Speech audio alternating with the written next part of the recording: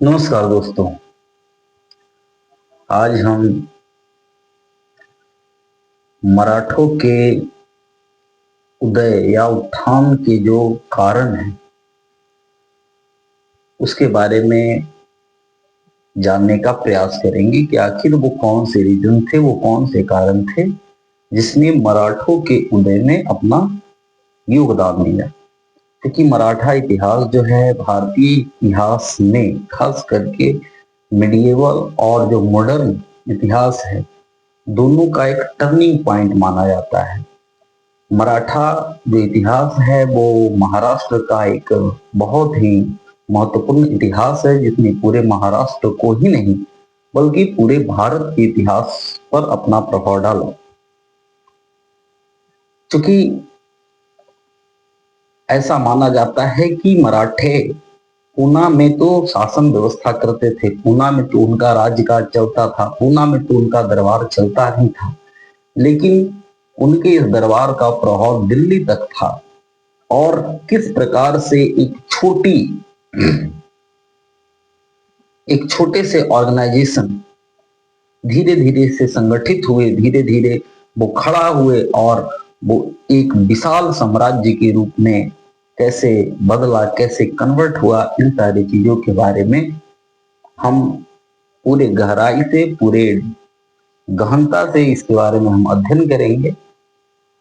और इसी क्रम में आज जो है वो हम सबसे पहले जानेंगे कि मराठों के उदय के कौन कौन से कारण थे। मराठों के उदय के जो कुछ प्रमुख कारण थे उनमें से जो 3 आज पॉइंट है उसके बारे में हम आज डिस्कस करेंगे और बाकी जो 3 पॉइंट है उसको हम नेक्स्ट वीडियो में देखेंगे। तो चलते हैं, हम आज का टॉपिक जो है उसको स्टार्ट करते हैं। कहता है कि मराठों के उत्थान या उदय के क्या कारण थे। तो जैसा कि हम जानते हैं किसी भी साम्राज्य के उदय के कुछ कारण होते हैं। मतलब अब जब आप इतिहास पढ़ते हैं तो आप इसमें देखते हैं उत्थान और पतन सिक्के के 2 पहलू हैं। प्रत्येक साम्राज्य में आप चाहे जिस भी साम्राज्य में देख ले, कहीं का भी इतिहास देख ले, तो उत्थान और पतन ये जो है वो निश्चित है। और उत्थान के कुछ कारण होते हैं और पतन के कुछ परिणाम होते हैं। तो मराठों के उदय के जो कारण थे उनमें से सबसे मुख्य जो कारण माना जाता है वो है भौगोलिक स्थिति। मराठों का जो भौगोलिक स्थिति था वो उन्हें अजेय बनाने में सफल रहा। मराठों का जो भौगोलिक स्थिति था उसने इस प्रकार का एक मराठों के लिए एक प्रकार का इस तरीके से उसने कार्य किया जिससे मुगल सेना मराठों के सामने नहीं टिक पाई। अब ऐसा नहीं कि मुगल सेना मराठों के सामने नहीं टिक पाई इसका मतलब कि मुगल सेना कमजोर थी, बल्कि जो भौगोलिक स्थिति था वहां का, महाराष्ट्र का जो भौगोलिक स्थिति था उससे मुगल सेना भली भांति परिचित नहीं थे। और जो मराठे थे वो उस क्षेत्र से भली भांति परिचित थे और उसका फायदा उन्हें युद्ध में हुआ। जब भी मुगलों और मराठों का युद्ध हुआ तो इसका एडवांटेज जो है वो मराठों को मिला। कैसे? तो सबसे पहले हम देख लेते हैं कि महाराष्ट्र का क्या भौगोलिक स्थिति है। तो कहता है कि महाराष्ट्र नर्मदा नदी के दक्षिण में स्थित है। ये नर्मदा नदी जो है वो एक प्रकार से भारत का उत्तर और दक्षिण के बीच एक विभाजक रेखा के रूप में कार्य करती है। तो नर्मदा नदी के दक्षिण में ये जो महाराष्ट्र है वो पड़ता है। अब अगर हम देखें तो कहता है कि उत्तर से दक्षिण तक सह्याद्री पर्वतमाला है और पूरब से पश्चिम तक सतपुड़ा और विंध्य पर्वत श्रेणियां, ये मराठों की भौगोलिक स्थिति थी।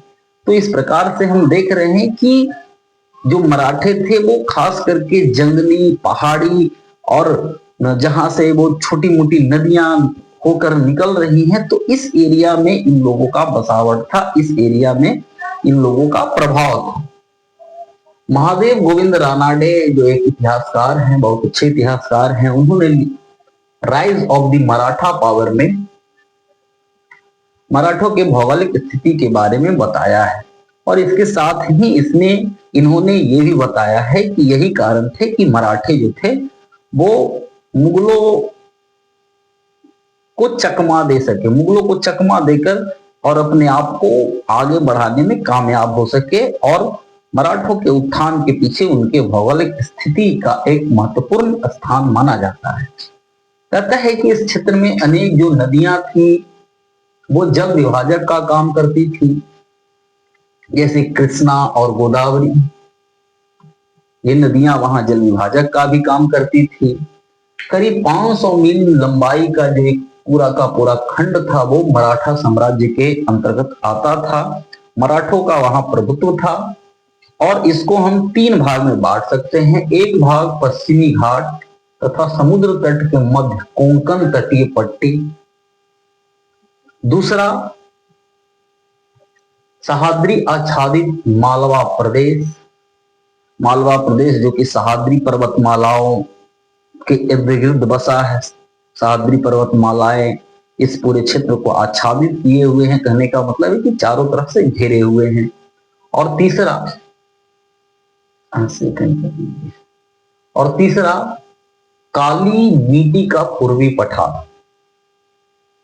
तो ये जो 500 मील लंबाई का ये जो खंड है जिसे मराठा भाग माना जाता है वो इस प्रकार से 3 श्रेणियों में हम उसको बांट सकते हैं।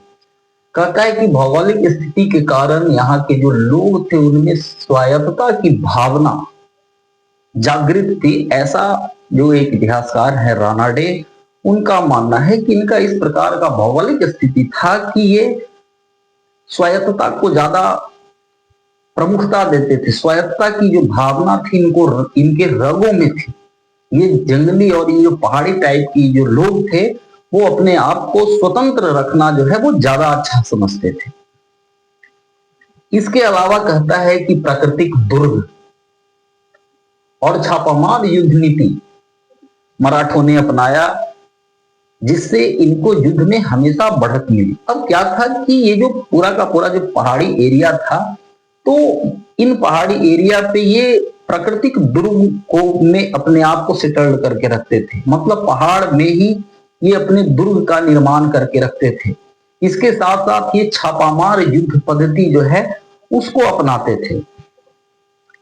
अब ऐसा जो बहुत सारे इतिहासकार हैं उनका कहना है कि जहां जो मुगलों का जो घोड़ा है वो सही तरीके से चढ़ नहीं पाता था पगडंडी को, पहाड़ी के ऊपर से जो पगडंडी था उसको सही तरीके से वो क्रॉस नहीं कर पाता था। लेकिन ये जो मराठे लोग थे इनका जो टट्टू होता था, टट्टू एक खच्चर टाइप का होता है, घोड़ा से थोड़ा छोटे नौसिया का होता है, वो आसानी से वहां चढ़ जाता था। इसके साथ साथ ये जब छापेमार युद्ध पद्धति या जिसको हम तुलगामा युद्ध नीति कहते हैं, जिसके बारे में जो है आपको और डिटेल से बताएंगे हम कि ये जो तुलगामा युद्ध पद्धति है वो शिवाजी ने इसको शुरू किया था। शिवाजी ने मतलब छापामार युद्ध पद्धति मराठों ने ही शुरू किया था, लेकिन शिवाजी के समय में ये और ज्यादा विस्तृत हो गया और शिवाजी ने छापामार युद्ध पद्धति जो है उसको ज्यादा प्रयोग में लाना शुरू किया। इसके साथ साथ कहता है कि जो शिव सूत्र है, शिव सूत्र से एक प्रकार से शिव सूत्र जो है वो आप देखेंगे कि कश्मीर में जो शैव मतावलंबी है, ठीक है ना, तो कश्मीर के जो शैव मतावलंबी हैं जो कि शिव सूत्र को फॉलो करते हैं, तो शिव सूत्र से ही इन्होंने इसकी प्रेरणा ली और उसको इंप्लीमेंट किया अपने साम्राज्य के विस्तार में। अब ये तुलगामा युद्ध पद्धति या छापामार युद्ध पद्धति क्या था, तो ये क्या होता था कि जैसे पहाड़ी है, अब पहाड़ी पे जो मराठे सेना होते थे वो क्या करते थे कि मराठे अपने आप को पहाड़ी वाला एरिया में छुपा लेते थे। जब उधर से मुगल फौज आती थी या जब मुगल फौज रिटर्न कर रही होती थी, तो ये क्या करते थे कि जब आधा फौज निकल गया तो पीछे वाला जो हिस्सा है उस पर ये पहाड़ी में जो छुपे हुए रहते थे, तो ये अचानक से निकलकर उन पर अटैक कर देते थे, जिससे जो मुगल सेना थी उनको संभलने का मौका भी नहीं मिलता था। जब तक पूरे मुगल फौज लौटकर फिर वापस आती थी तो फिर ये भाग जाते थे, छिप जाते थे इन पहाड़ियों में। और चूंकि उस एरिया से ये लोग ज्यादा परिचित थे और मुगल लोग जो थे वो उस एरिया से परिचित नहीं थे, इसलिए उनको परेशानी का सामना करना पड़ता था। और इस प्रकार का जो युद्ध पद्धति है उसने मुगलों के नाकों में दम करके रख दिया था। मतलब एक प्रकार से कह सकते हैं कि मुगल लोग जो थे वो एकदम परेशान हो गए थे। और शिवाजी ने तो मुगलों को हराया ही, बाद में आप देखेंगे कि जब पेशवा का काल आया, पेशवा का समय आया, जिसके बारे में हम आगे देखेंगे, तो पेशवाओं का जो आधिपत्य था, पेशवाओं का जो वर्चस्व था, वो दिल्ली के लाल किला तक देखने को मिलता है। और आज एक दिल्ली में पेशवा रोड भी है, उसी रोड से होकर पेशवा जो है पेशवा बाजीराव प्रथम वो वहां पहुंचे थे, जिनका शासनकाल 1720 से 40 है। और उन्होंने कुछ समय तक जो मुगल शासक है उनको बंदी भी बना लिया था, एक प्रकार से नजर बंद कर लिया था, या एक प्रकार से कह सकते हैं कि किला को अपने कंट्रोल में ले लिया था। तो ये जो तुलगामा युद्ध पद्धति था या छापामार युद्ध पद्धति था, इसके साथ साथ वहां जो प्राकृतिक दुर्ग थे वो भी मराठों के उदय के एक कारण बने। अब यहां कहता है कि प्रकृति ने मराठों में आत्मविश्वास, क्योंकि ये प्रकृति में पलने वाले लोग थे तो इसलिए इनके अंदर आत्मविश्वास, साहस, सहिष्णुता, सादगी, स्पष्टवादिता और सामाजिक एकता कूट कूट कर भर दी थी। ऐसा मानना है सर यदुनाथ सरकार का कि मराठों का ये जो प्राकृतिक प्रेम था या प्रकृति में ये जो रह रहे थे, तो वहां से जो इनको एक मोटिवेशन मिला था, प्रकृति में रहते रहते इन लोग जो है एक प्रकार से मतलब इन लोग का जो एक बनावट है, एक जो कह सकते हैं कि इनके अंदर का एक जो एक कहते हैं ना कि वो जहां लोग रहता है तो उसके अकॉर्डिंग वो अपने आप को एडॉप्ट कर लेता है। तो ये जो प्रकृति के साथ इनका जो रहन सहन था उसने इन लोगों के अंदर आत्मविश्वास, साहस, सहिष्णुता, सादगी, स्पष्टवादिता, इसके साथ साथ सामाजिक एकता भी मराठों में कूट कूट कर भर दी थी, ऐसा मानना है यदुनाथ सरकार का। फिर एक और लेखक हैं जिनका नाम है एल्फिंस्टन, ये प्राच्यविद हैं, मतलब ब्रिटिश इतिहासकार हैं। इनका कहना था, इन्होंने एक प्रकार से मराठों और मुगलों में तुलना किया है, ठीक है, और ये बताया है, इसको आप अच्छे से समझना, कि ये कहते हैं कि यदि मराठों में राजपूतों जैसी शान और घमंड नहीं है, जैसे राजपूत है तो राजपूत का एक शान है, एक घमंड है, लेकिन मराठों में वैसा शान और घमंड नहीं था। लेकिन कहते हैं कि तो उन जैसी विलासिता और अदूरदर्शिता भी नहीं है, कि भाई मराठों में अगर शान और घमंड नहीं है तो उन जैसी विलासिता और अदूरदर्शिता भी नहीं। जैसे एक एग्जाम्पल के रूप में कि जब हम पढ़ते हैं मोहम्मद गौरी के बारे में, तो आप देखते हैं कि मोहम्मद गौरी को पृथ्वीराज चौहान ने पराजित कर दिया, लेकिन उसको छोड़ दिया, क्योंकि इनको लगा कि भाई जब शत्रु भाग रहा है तो राजपूत लोग उसका पीछा नहीं करेंगे, ये हमारा शान के खिलाफ है, और उन्होंने उसको छोड़ दिया। और बाद में मोहम्मद गौरी ने फिर से तराइन के युद्ध में आकर पृथ्वीराज चौहान को जब पराजित किया तो उसने ऐसा नहीं किया। तो दूसरी तरफ अगर आप शिवाजी को देखेंगे तो शिवाजी का जो अफजल खां के साथ, जो आप आगे पढ़ेंगे कि अफजल खां के साथ जो शिवाजी का युद्ध हुआ या शाइस्ता खां के साथ जो शिवाजी ने युद्ध किया, वो एक अलग प्रकार का युद्ध था। अचानक से उस पर अटैक कर देना, उसको कुछ समझ में नहीं आना। तो यहाँ ये जो एल्फिंस्टन है उनका यही कहना है कि एक प्रकार से अगर हम कह सकते हैं कि मराठों में अगर राजपूतों के जैसा शान और घमंड नहीं था, तो उनके जैसा अदूरदर्शिता और विलासिता भी नहीं था। अदूरदर्शी नहीं थे ये पूरे प्लानिंग के साथ काम करते थे। जैसे एक एग्जाम्पल के रूप में जब आप देखते हैं अलाउद्दीन खिलजी और पद्मिनी का ये जो संवाद देखते हैं, उसमें हम देखते हैं कि भाई जो महाराज होते हैं उस समय पद्मिनी के जो रतन सिंह, तो रतन सिंह के यहाँ मोहम्मद ये अलाउद्दीन खिलजी आता है और वो कुछ इस प्रकार का उसका जो व्यवहार होता है, इससे ये स्पष्ट हो जाता है कि इसका नियत खराब है। फिर भी रतन सिंह उसको छोड़ देते हैं, क्योंकि इनको लगता है कि भाई हम राजपूत हैं और ये हमारा शान है कि हम हमारे घर में कोई आया है और हम इसको मार दें। और उसका नतीजा जो है उनको बाद में भुगतना पड़ा। लेकिन आप वही शिवाजी के बारे में देखें, किस आहिस्ता खा के घर में घुस के और उसको ये किया, उसका हाथ काट लिया, वो उसको भागना पड़ा। फिर वही अफजल खां जो कि इनको मारने के उद्देश्य से आया था, तो इन्होंने भी प्लानिंग कर दिया और बगना खां से पहले ही उसका शिकार कर दिया। तो यही एल्फिंस्टन का कहना है कि ये इनमें अदूरदर्शिता जो है उसका मतलब अभाव नहीं था, ये अदूरदर्शी नहीं थे। और इस प्रकार से इन्होंने ये तुलना किया है। ये एल्फिंस्टन कहते हैं कि ठीक है, एक राजपूत परम आदरणीय प्रतिद्वंदी है, कि एक राजपूत है भाई, तो हम ये मान सकते हैं कि राजपूत एक परम आदरणीय प्रतिद्वंदी है, कि भाई अगर वो युद्ध करेगा तो भी युद्ध भी वो नियम और कानून से करेगा। युद्ध में भी वो अपना जो स्वाभिमान है, अपना जो एक प्रकार से कह सकते हैं कि मर्यादा है, मान मर्यादा है, उसके अंदर ही रह के वो युद्ध करेगा। तो एक राजपूत परम आदरणीय प्रतिद्वंदी हो सकता है, लेकिन कहते हैं ये कि दूसरी तरफ एक मराठा सैनिक एक भयानक शत्रु है। भाई मराठा जो लोग हैं वो परम आदरणीय प्रतिद्वंदी नहीं बल्कि एक भयानक शत्रु हैं। मतलब अगर वो दिमाग में बना लिया कि हमको इसको हराना है, इससे हमको लड़ना है, तो वो पूरे प्लानिंग के साथ, पूरे ताकत के साथ, पूरा जो उसका एफर्ट है उसके साथ वो एक बार भयानक आक्रमण करेगा।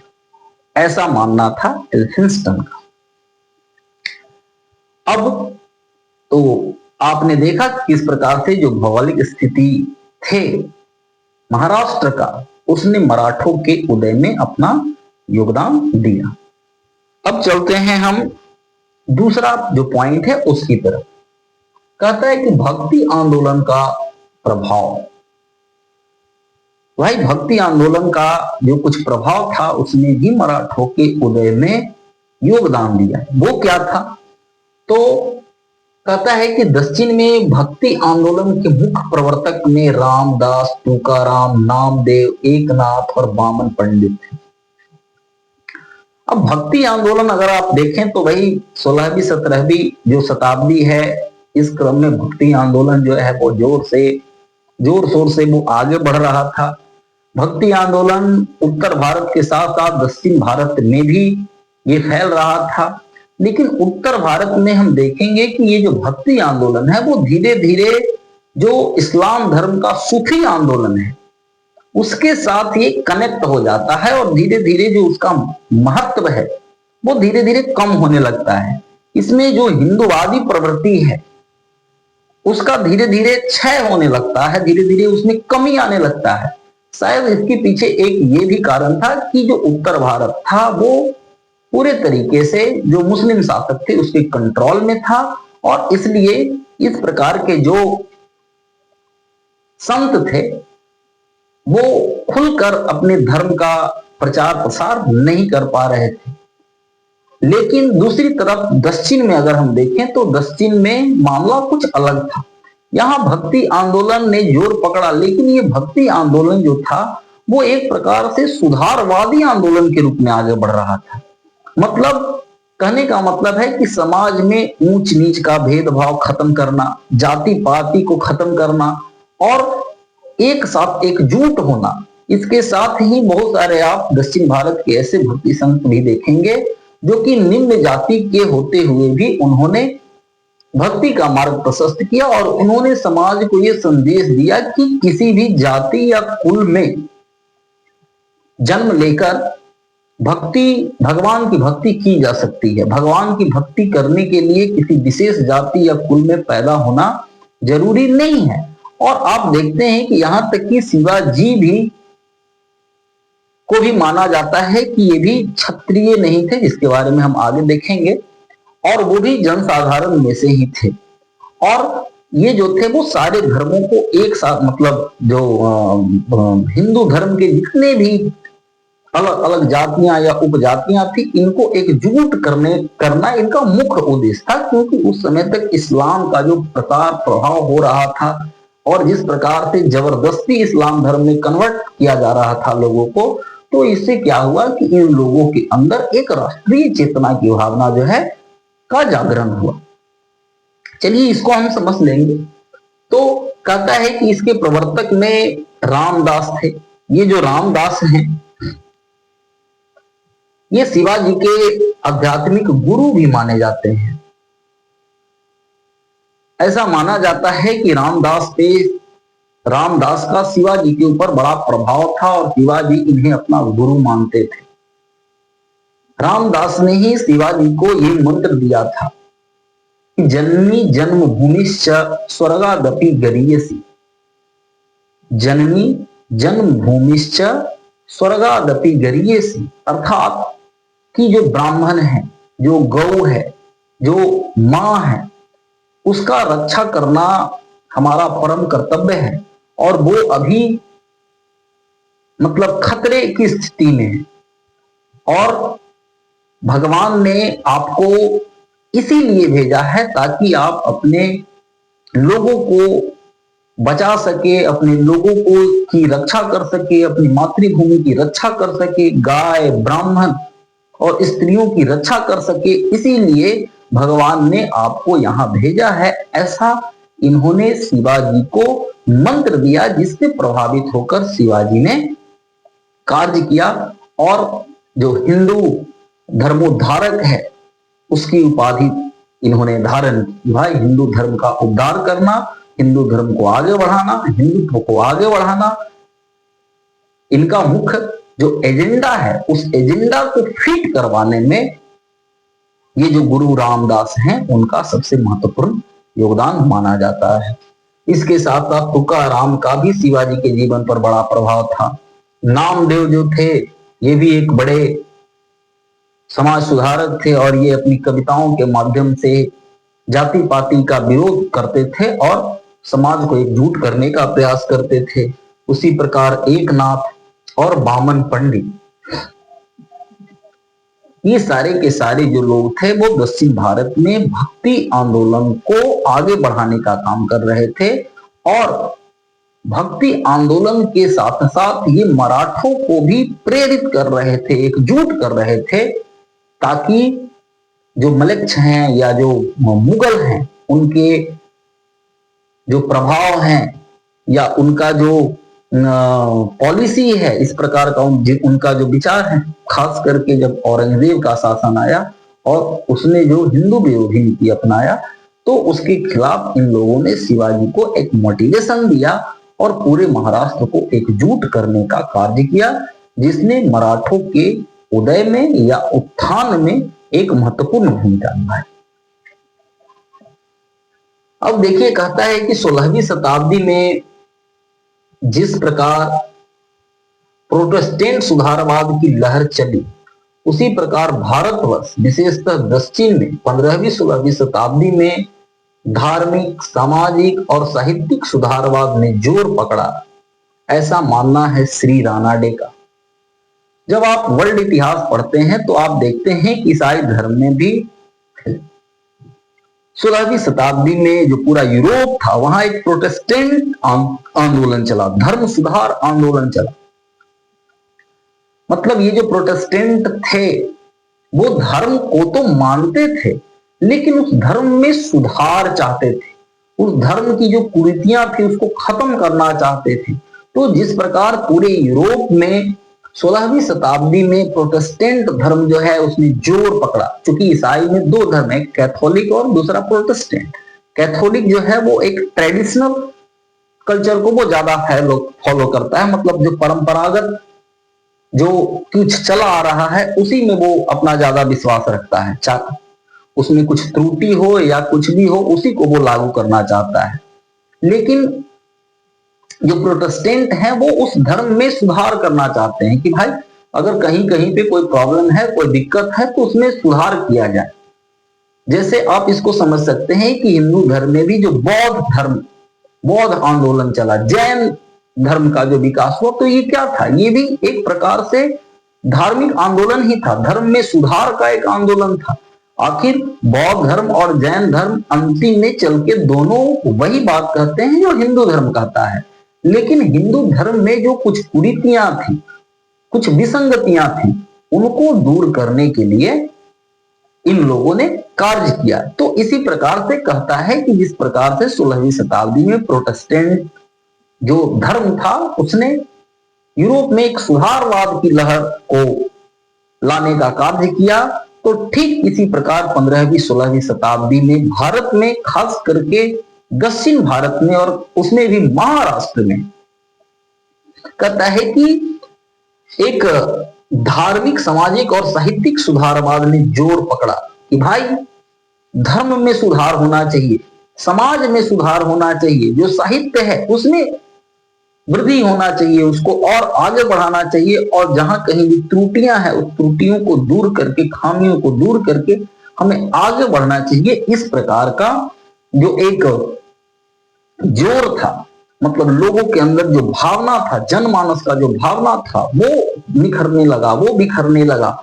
और अगर इन सारी चीजों को हम देखें तो इन सारी चीजों को मोटिवेट करने में, मतलब लोगों को मोटिवेट करने में और धार्मिक, सामाजिक और जो सांस्कृतिक सुधार है उसको लाने में ये जो महाराष्ट्र के उस समय के जो मतलब उस समय के जो भक्ति आंदोलन के जो मुख्य संत थे, रामदास, तुकाराम, नामदेव, एकनाथ, वामन पंडित, इन लोगों का महत्वपूर्ण योगदान माना जाता है। तो ये जो कोटेशन है वो है किनका, तो श्री रानाडे का। इनका जो मानना है वो इस प्रकार से आप समझ गए हैं। अब हम देखते हैं, कहता है कि गुरु रामदास ने अपनी पुस्तक देशबोध में कर्म दर्शन पर प्रकाश डाला। गुरु रामदास जो थे उन्होंने एक बुक भी लिखा था जिसका नाम था कर्म दर्शन, देशबोध नामक एक पुस्तक लिखा, और इस पुस्तक से शिवाजी बहुत प्रभावित थे। और उस बुक में उन्होंने कर्म दर्शन पर प्रकाश डाला कि भाई ये कोई जरूरी नहीं है कि आप क्षत्रिय कुल में जन्म ले या ब्राह्मण कुल में जन्म ले तभी आप कुछ अच्छा कार्य कर सकते हैं। आपका जो कर्म है उसके अकॉर्डिंग आपका नाम होगा, मतलब आप क्या कर्म कर रहे हैं वो ये बताएगा कि आप क्षत्रिय हैं कि वैश्य हैं कि शूद्र हैं कि ब्राह्मण हैं। किसी वंश में सिर्फ जन्म ले लेने से आप वो नहीं हो जाते।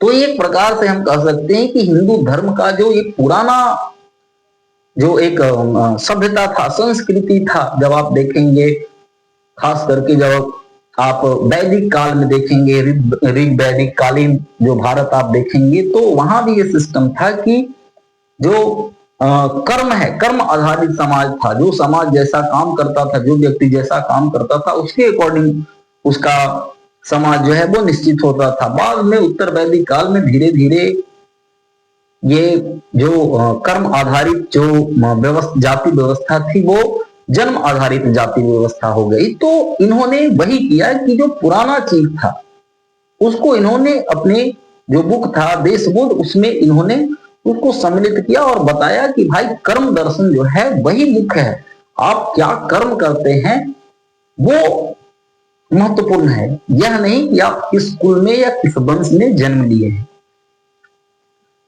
इन्होंने कहा कि नैतिक विकास के साथ साथ इन्होंने शारीरिक विकास पर भी बल दिया। कहा कि नैतिक विकास तो होना ही चाहिए, लेकिन इसके साथ साथ शारीरिक विकास भी होना चाहिए। ठीक है, आप बहुत अच्छे हैं, आपका नैतिक व्यवहार बहुत अच्छा है, बड़ों के साथ आपका बहुत अच्छा संबंध है, अपने मित्रजन के साथ बहुत अच्छा आपका संबंध है, शत्रु के साथ भी बहुत अच्छा संबंध है। मतलब जो एक शत्रुता का एक जो पैमाना है, उसके अकॉर्डिंग आप जो है बड़ा नियम और कानून से शत्रु के साथ युद्ध कर रहे हैं, तो वो तो ठीक है, लेकिन इसके साथ साथ आपका शारीरिक विकास भी होना चाहिए।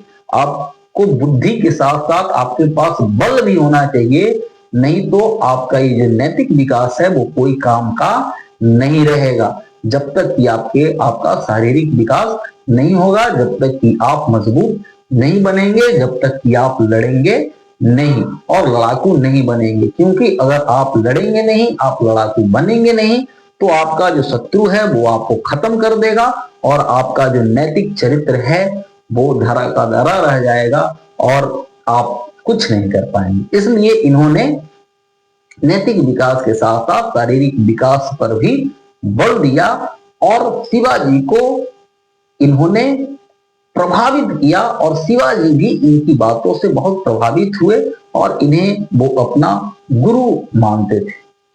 आगे देखते हैं, चलिए, तो इसको आप समझ लीजिए। फिर और है एक, कहता है कि डॉक्टर ईश्वरी प्रसाद ने रामदास को एक धर्म सुधारक एवं राष्ट्र निर्माता कहा है। डॉक्टर ईश्वरी प्रसाद जो है वो एक बहुत बड़े इतिहासकार हैं।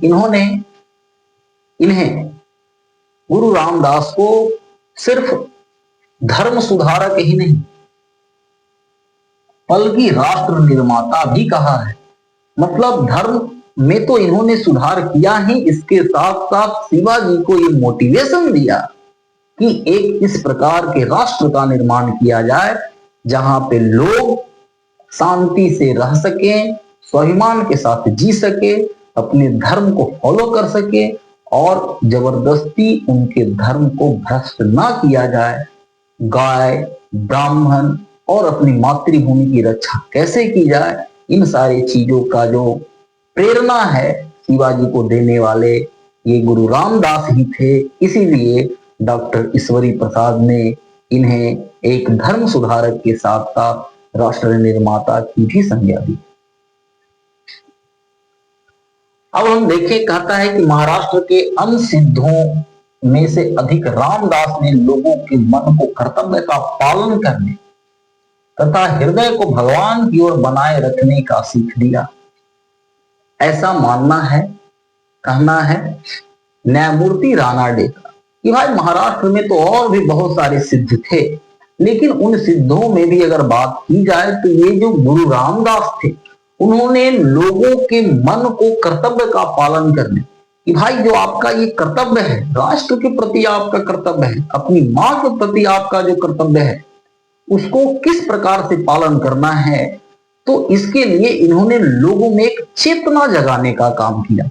लोगों के अंदर एक जो भाव है उसको पैदा करने का काम किया और इसके साथ ही हृदय को भगवान की ओर बनाए रखने की सीख दी कि भाई आप अपना काम करते रहो, किस प्रकार से आपको आगे बढ़ना है, किस प्रकार से राष्ट्र की सेवा करना है, किस प्रकार से गौ वंश को बचाना है, किस प्रकार से अपनी मातृभूमि को बचाना है, तो उसके लिए भी आप प्रेरित रहो। इसके साथ साथ भगवान के तरफ भी अपना ध्यान लगाए रखो, क्योंकि वही आपकी नैया को पार करेंगे, मतलब वही आपको सही रास्ते पर ले जाएंगे। ऐसा मानना है न्यायमूर्ति रानाडे का। तो इस प्रकार हम कह सकते हैं कि भक्ति आंदोलन और इसके जो कुछ संत थे, प्रमुख संत थे, जिनमें गुरु रामदास का नाम सबसे प्रमुखता से लिया जाता है, इनके प्रभाव ने भी मराठों के उत्थान में या मराठों के उदय में एक महत्वपूर्ण भूमिका निभाने का कार्य किया। अब तीसरा है भाषा एवं साहित्य का प्रभाव। कहता है कि भाषा और साहित्य का जो प्रभाव है वो बड़ा महत्वपूर्ण माना जाता है, बड़ा इंपॉर्टेंट माना जाता है। आप अगर कहीं भी पढ़ेंगे कोई भी विश्व का इतिहास पढ़ ले, चाहे फ्रांस की क्रांति पढ़ ले, रसिया की क्रांति पढ़ ले, जर्मनी का एकीकरण पढ़ ले, इटली का एकीकरण पढ़ ले, तो भाषा और साहित्य जो है उसका एक अलग महत्व है। और क्रांति की भावना को जगाने में भाषा और साहित्य का मुख्य स्थान माना जाता है। इसी प्रकार से मराठों के उत्थान में उनका जो भाषा और साहित्य था उसने भी एक महत्वपूर्ण भूमिका निभाई। कैसे? तो कहता है कि शिवाजी द्वारा किए गए राजनीतिक संगठन के पहले ही 17वीं शताब्दी में महाराष्ट्र में एक भाषा, एक रीति रिवाज और एक ही प्रकार के जीवन के समाज का निर्माण हो चुका था। श्री यदुनाथ सरकार का ये मानना है कि ऐसा नहीं है कि जब शिवाजी आए तब उन्होंने लोगों के अंदर ये राष्ट्र प्रेम की भावना जगाई, लोग जो है सामाजिक रूप से एकजुट हुए, बल्कि ये जो कार्य था वो शिवाजी द्वारा किए गए राजनीतिक संगठन से पहले ही 17वीं शताब्दी में क्या था कि महाराष्ट्र में एक भाषा। अब यहां पे आप थोड़ा ध्यान देंगे कि महाराष्ट्र के अधिकतर ये जो संत थे और ये जो उपदेश देते थे वो मराठी भाषा में देते थे, ताकि वो भाषा जन सामान्य को समझ में आए और वो उनके उपदेशों को समझ सके, उनको सही तरीके से अपने जीवन में उतार सके। और यहां ऐसा कोई नया नहीं है। जब आप देखते हैं बौद्ध धर्म के बारे में या जैन धर्म के बारे में, तो वहां भी भगवान महावीर और भगवान बुद्ध ने भी यही कार्य किया, जो कि बाद में चल के जो महाराष्ट्र के जो कुछ संत हुए उन्होंने की, कि उन्होंने भी जो लोकल लैंग्वेज है, जो क्षेत्रीय भाषा है, उसी में अपने उपदेश दिए ताकि जन सामान्य को वो समझ में आए और जन सामान्य उनसे आसानी से जुड़ सके। तो हाँ, तो कहता है कि 17वीं शताब्दी में ही महाराष्ट्र में एक भाषा, इसके साथ साथ एक रीति रिवाज। आप समाज में रीति रिवाज देखते हैं, अलग अलग समाज में अलग अलग रीति रिवाज हैं। खास करके उत्तर भारत में अगर हम देखें तो यहाँ समाज में भी बहुत विभिन्नता है। अलग अलग समाज में अलग अलग प्रकार के रीति रिवाज को फॉलो किया जाता है और कुछ मील पे ये चेंज हो जाता है, इसमें हमेशा बदलाव आ जाता है। लेकिन महाराष्ट्र में ऐसा नहीं था, दक्षिण में ऐसा नहीं था। वहां एक रीति रिवाज जो है उसको फॉलो किया जा रहा था 17वीं शताब्दी में। इसके साथ ही एक प्रकार का जो जीवन, एक ही प्रकार के जीवन के समाज का जो निर्माण है वो हो चुका था, ऐसा मानना है श्री यदुनाथ सरकार का कि ये काम शिवाजी का को राजनीतिक संगठन बनाने से पहले ही हो गया था।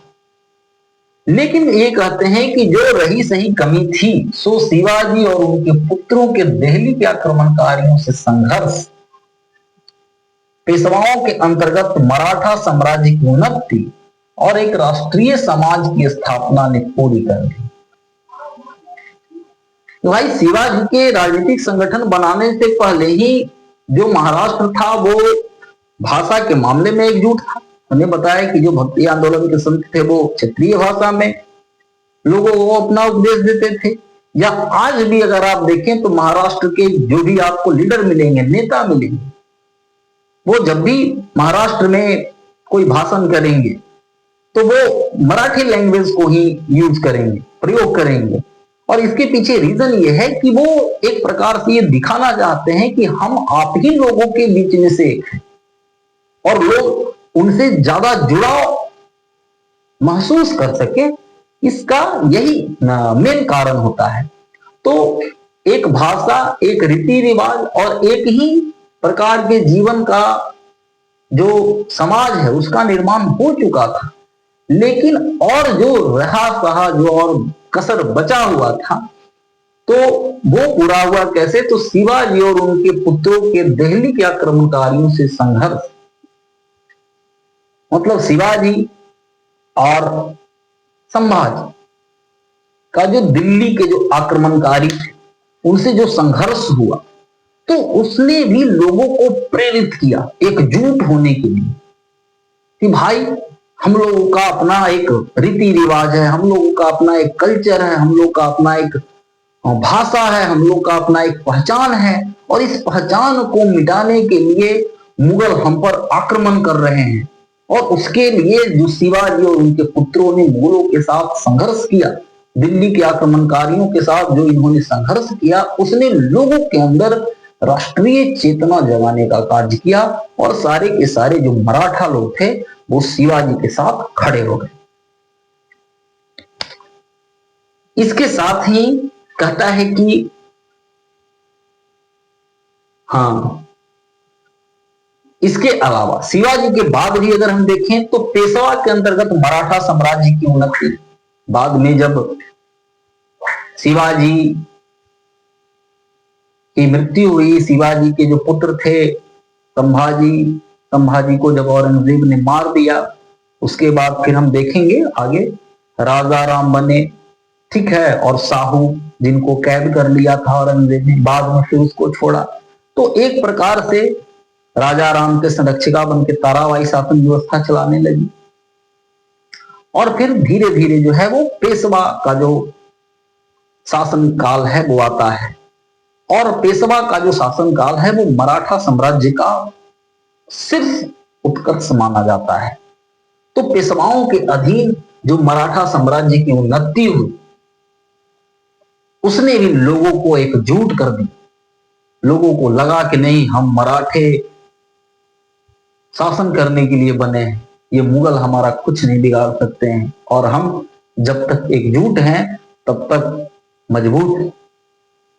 इसके साथ साथ एक राष्ट्रीय समाज की स्थापना, मतलब महाराष्ट्र में एक राष्ट्रीय समाज की स्थापना हुई। सारे जो वहां के लोग थे उनमें जाति व्यवस्था का प्रभाव कम था, समाज में सारे लोगों को समान अवसर दिया जाना, और जो लोग हैं, मतलब अलग अलग जो जाति के लोग हैं, उनको भी सेना के रूप में शामिल करना, युद्ध भूमि में उनको ले जाना, युद्ध क्षेत्र में उनको अपने प्रदर्शन के लिए प्रेरित करना। मुगलों के खिलाफ संघर्ष में सारे जो मराठा लोग थे वो एकजुट होकर उन्होंने मुगलों के साथ संघर्ष किया। मुगलों के साथ संघर्ष में ऐसा नहीं है कि ये जो जात के लोग थे वो लड़े, राजपूत लड़े, ब्राह्मण नहीं लड़े, या ब्राह्मण लड़े, वैश्य नहीं लड़े, वैश्य लड़े, शूद्र नहीं लड़े। आप ये उत्तर भारत में इस प्रकार का व्यवस्था देखेंगे कि अधिकतर जो युद्ध हुआ उसमें आप देखेंगे कि राजपूतों से युद्ध हुआ, जाटों से युद्ध हुआ, लेकिन यहां आप देखेंगे कि यहां मराठों से युद्ध हुआ, और उस मराठा में सारे जाति के जो लोग थे वो शामिल थे। तो इसका काम जो है, मतलब शिवाजी के राजनीतिक संगठन बनाने से पहले ये कार्य शुरू हुआ, और मराठी जो पेशवा लोग थे, तो पेशवाओं के समय तक आते आते ये अपने उत्कर्ष पे पहुंच गया। अब साहित्य की अगर बात की जाए तो बहुत सारे जो इतिहासकार हैं उनका कहना है कि साहित्य जो है वो समाज का दर्पण है, समाज को दिखाने का काम करता है साहित्य, कि भाई समाज किस प्रकार का है। लेकिन कहता है कि परंतु यथार्थ के धरातल पर इसे संपूर्ण इतिहास या युग विशेष का प्रतिबिंब कहना अधिक उचित है। अगर यथार्थ तरीके से देखा जाए तो ये सिर्फ समाज का दर्पण ही नहीं है, बल्कि उस समाज का संपूर्ण इतिहास है, या किसी युग विशेष का ये प्रतिबिंब है। किसी भी एक युग को ये पूरे के पूरे तरीके से ये दिखाने का कार्य करता है, उसका एक प्रतिबिंब के रूप में कार्य करता है साहित्य। कैसे?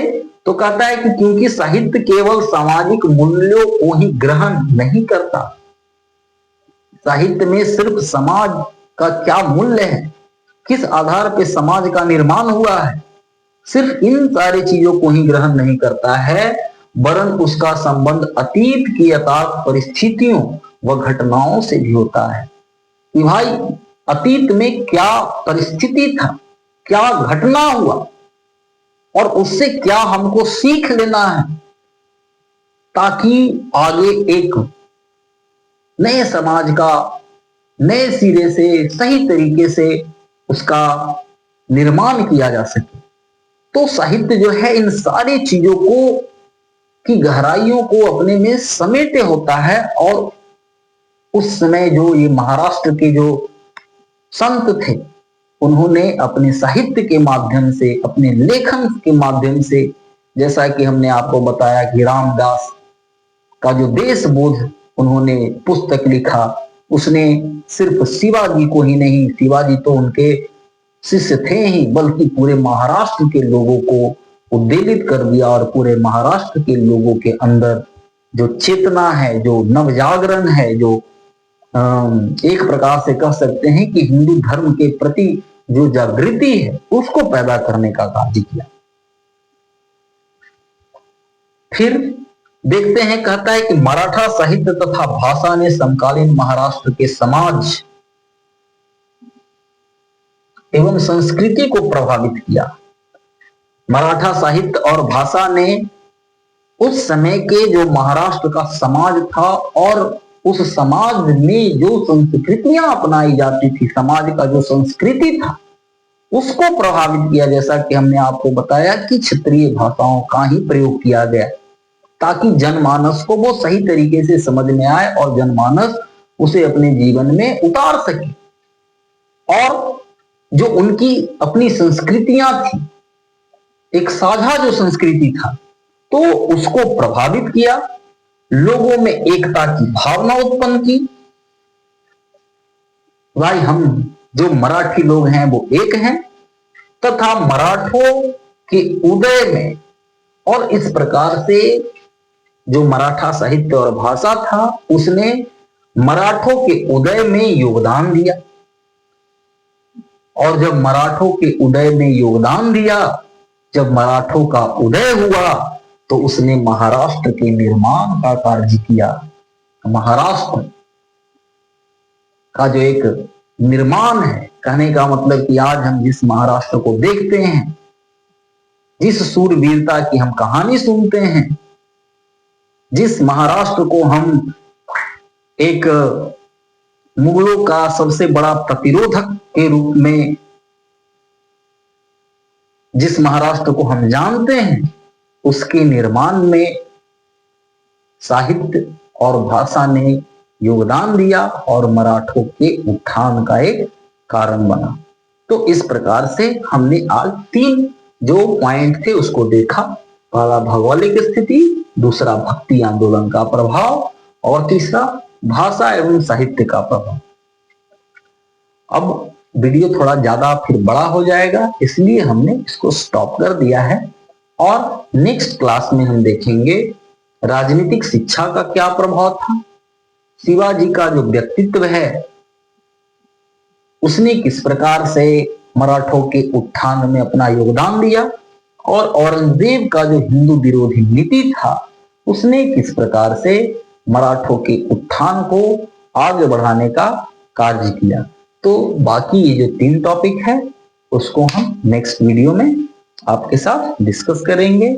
आशा है आपको ये वीडियो अच्छा लगा होगा, आप इसको अच्छे से समझे होंगे। और अगर किसी का कोई कमेंट है तो वो कमेंट बॉक्स में डाल सकता है।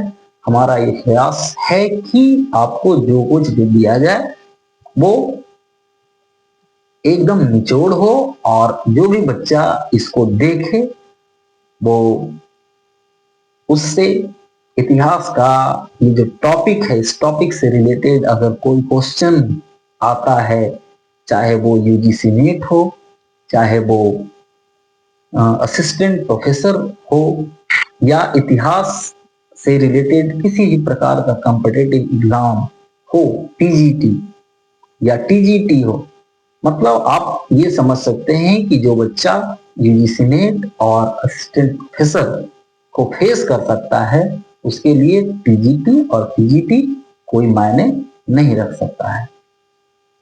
तो ठीक है, अगर आपको वीडियो पसंद आया तो आप वीडियो को लाइक कर देना और मिलते हैं फिर हम नेक्स्ट वीडियो में। तब तक के लिए नमस्कार, धन्यवाद।